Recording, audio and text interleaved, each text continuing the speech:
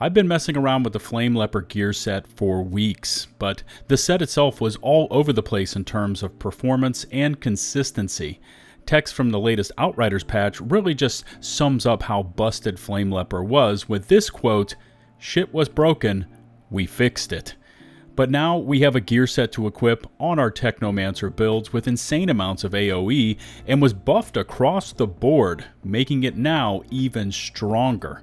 What's going on, everybody? It's LtBuzzLitebeer, and I was showcasing this build during this past weekend stream, but have now gotten it even further perfected, which I will be showing you during this build guide. Thanks again for all the support, as the channel is now just under 6,000 subs to go to hit the magical 100,000 subscriber mark. Just in case you aren't yet a sub, please take a moment to smash that big, beautiful subscribe button, and don't forget to ring the bell to stay up to date on all my latest upload alerts. Let's go.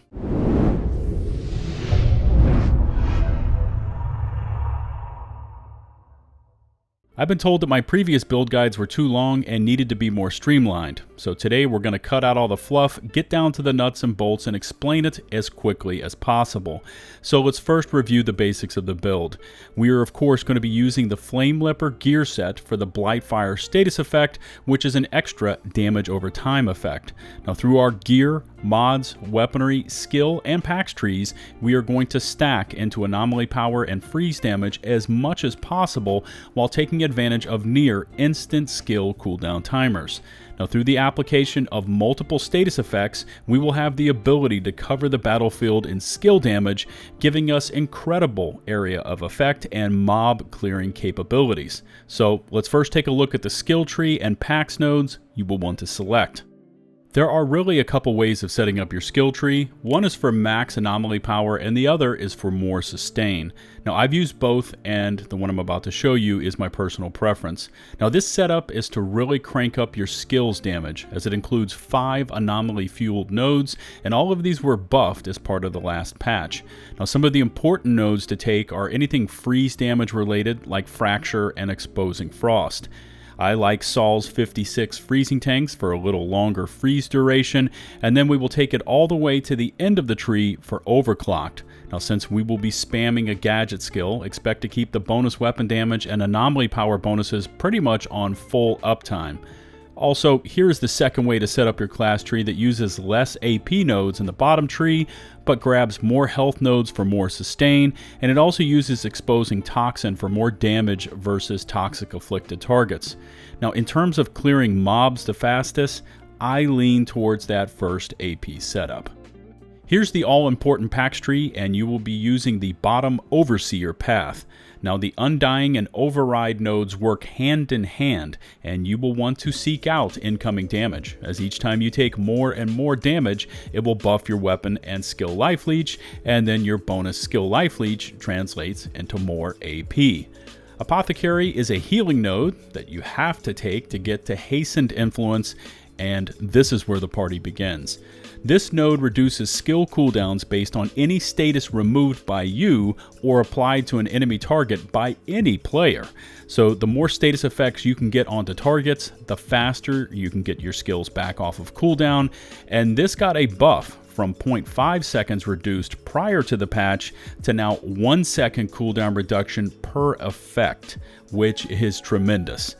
Burrowing charges will be your #1 damage dealer on this build, as by hitting crit shots, it will plant a charge into an enemy for 5 seconds that deals 250% of your AP as damage per your next critical hit.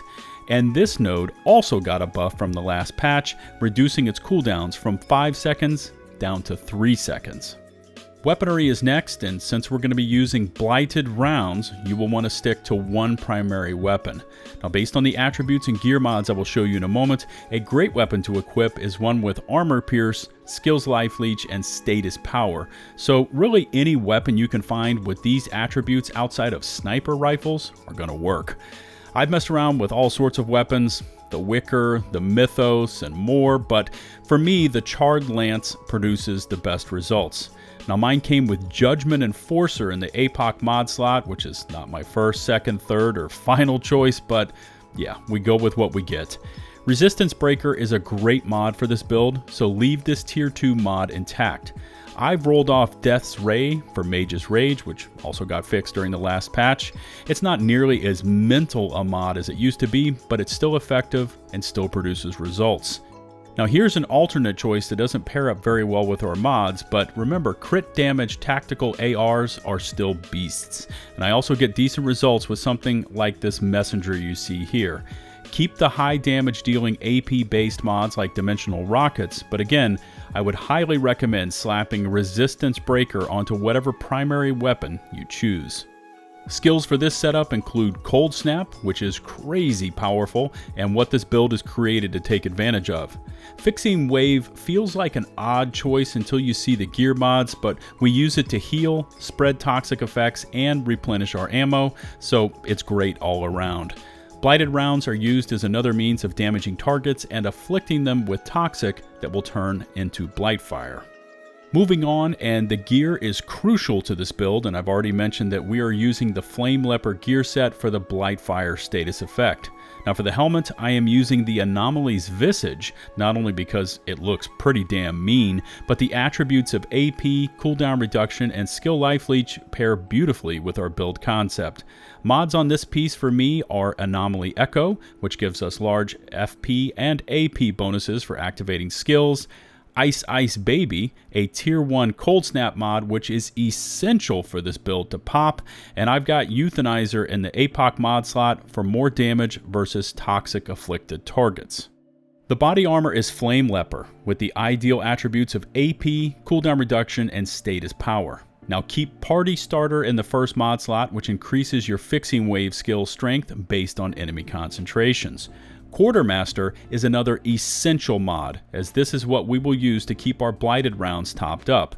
Icicle Storm came in the APOC slot, and it makes frozen enemies explode for massive damage, but is not essential for this build to function.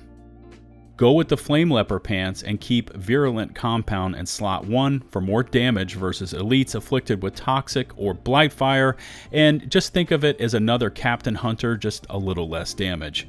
Now I've personally gone with To the Bone in the second slot that increases our anomaly damage by 15% when we activate our blighted rounds. Shatter is perfect in the APOC mod slot for that extra damage versus frozen targets.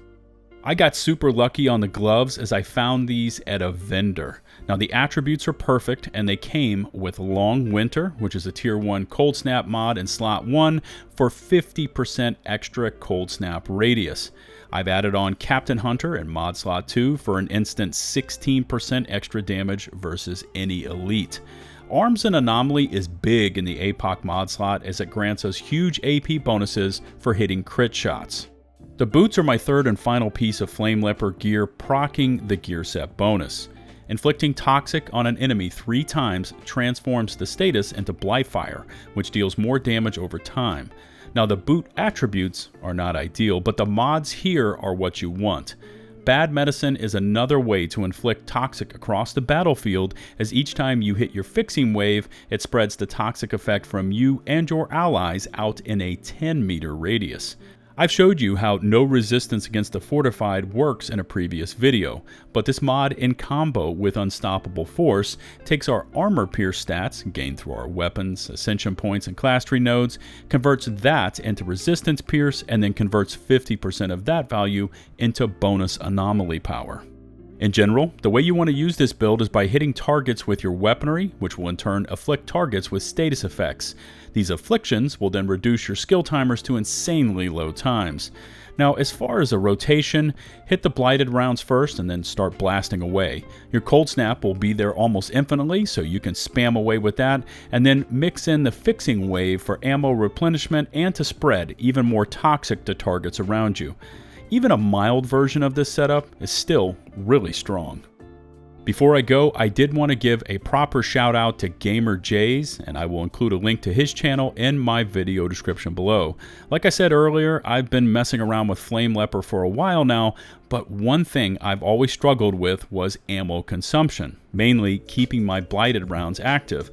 Killing toxic afflicted targets with weapons was inconsistent and led to me shelving this build, but then a Discord member sent me a link to Gamer J's video, and his remedy for ammo issues of using Fixing Wave with Quartermaster really saved the day. I never mess around with Fixing Wave, so it just never popped into my build crafting ideas. Anyways, his IQ 200 move made my Flame Leper setup really start popping, and I wanted to give him his proper recognition. As always, I look forward to reading your thoughts on this build in the video description below. Don't forget to smash that sub button and ring the bell to receive all my latest upload alerts. If you could take a few seconds more to rate and or share this video, it would be greatly appreciated. Remember, you can find and follow me on Twitch for weekly Outrider streams, of course over on Twitter, and you're all invited to join our incredible Outriders Discord community. We've got channels for tips and tricks, builds, and of course the LFG or looking for group areas. Just check in this video description for an open invite link, accept those rules, and you are in.